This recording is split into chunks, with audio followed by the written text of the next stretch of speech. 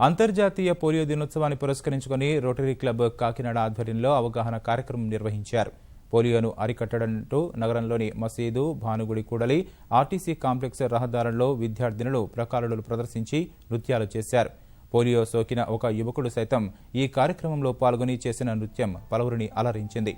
ఈ కార్యక్రమంలో విద్యార్థినులు చేసిన నృత్యాలు అందరినీ ఆకట్టుకున్నాయి.